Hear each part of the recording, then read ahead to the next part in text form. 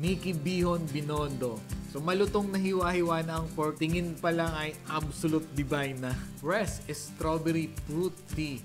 Ayun, at andito nga tayo sa SM City, Lucena. Magpo-food trip tayo dito sa Classic Savory. Huling kain ko dito ay February pa. So 4 months ago, nakakamiss kumain dito. Very classic kasi ang mga pagkain dito at akma talaga sa special na okasyon.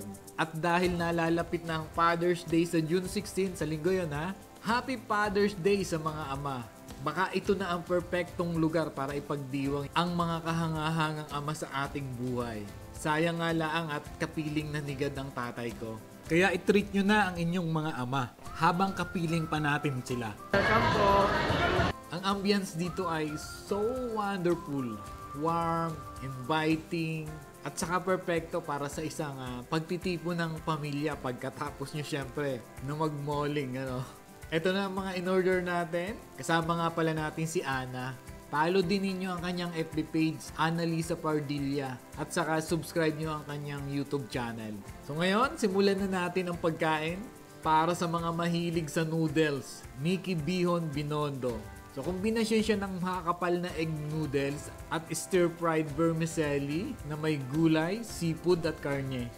Sakto din ang pagkaluto ng noodles niya, pati timpla, at yung magkahalong seafood at karne ay talagang magbibigay ng kasiyahan sa bawat subo. Nung nabubuhay pa ang tatay ko, gustong-gusto niya ang ganitong pagkaluto. Ang sarap! Isunod naman natin ang sweet and sour pork. So malutong na hiwa-hiwa na ang pork niya na ibinabad sa sweet and sour na sarsa. So hindi rin halata na deep fried ang pork. Crunchy yung labas at malambot yung laman. Balance din ang timpla ng tamis at asin. Parang mainit na yakap mula sa bahay. Ganun. So na-miss ko naman ang pamilya ko. Minsan gumagawa nito ang kapatid ko kapag mayroong special na occasion. Check nyo naman itong pork cutlets na ito. Tingin pa lang ay absolute divine na. So tikman natin.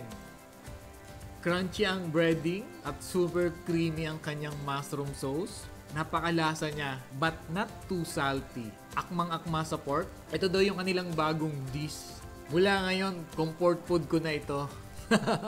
At para pawiin ng uhaw, fresh strawberry fruit tea. So meron siyang lemon at fruit jelly. Napaka-refreshing. Yung tamis niya, nasa pagitan ng matamis na matamis at sakto lang sa tamis. So itong Classic Savory truly offers something for everyone. Maganda itong lugar na ito para sa pagdiriwang ng Father's Day. Kung nandito ka man para sa malasa at masarap na mga putahe o refreshing na mga inumin, tiyak na magkakaroon ka ng isang hindi malilimutang memorable dining experience.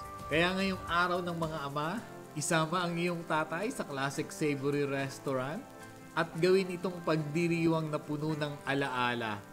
Okay? Bon appetit!